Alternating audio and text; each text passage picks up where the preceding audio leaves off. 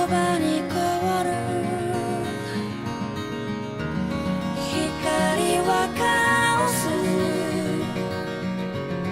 燃えてゆく獣に惜しみなく与える魂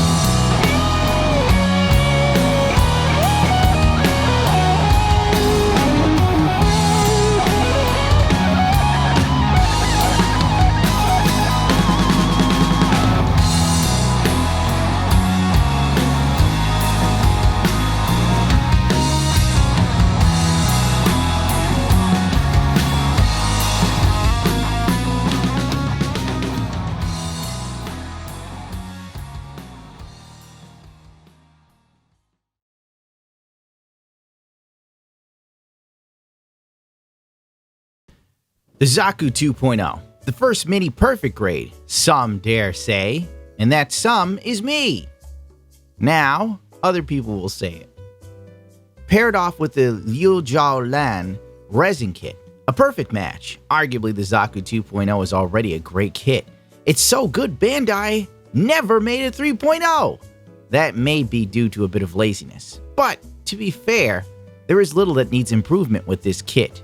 YJL has worked with AnchoreT before, and his designs are amazing in my humble opinion.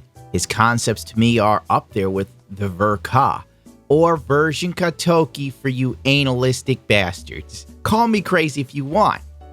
But there is no denying that his interpretations of Gundams are a sight to behold.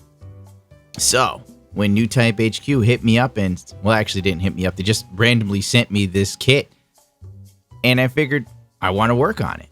I was in the mood to paint a Zeon suit, and this was a great excuse. Due to the size and simplicity coming off of the Perfect Strike, this is a quick and easy build for me. With the simplicity of the design, I was able to paint this and enjoy myself, as well as build confidence with painting resin kits. This is my best one yet. Granted, I only painted 2. The quality of the AnchoreT YJL kit is phenomenal. Little cleanup and prep work is needed with this. These castings are top shelf, the best I've ever dealt with. I'm grateful for the time I spent on the poorly made resin kit.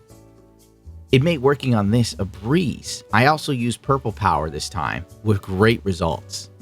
I'll try Guyano's resin wash again, but I'll leave it in there longer than 40 minutes. I prefer purple power and leaving it in overnight.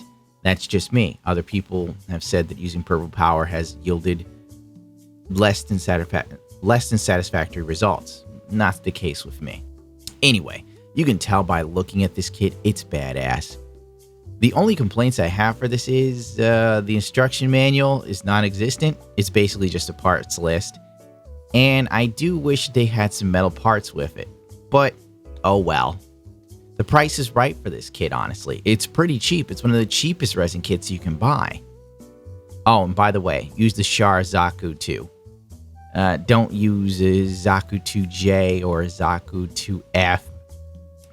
This leaves gaps in the back of the legs that are very noticeable. As they say, the children, big oof, my guy. I would suggest ordering metal parts for this kit. I forgot to order some myself like a moron. Overall, this comes highly recommended by me. Forgive the inner frame. It wasn't my focus on this build.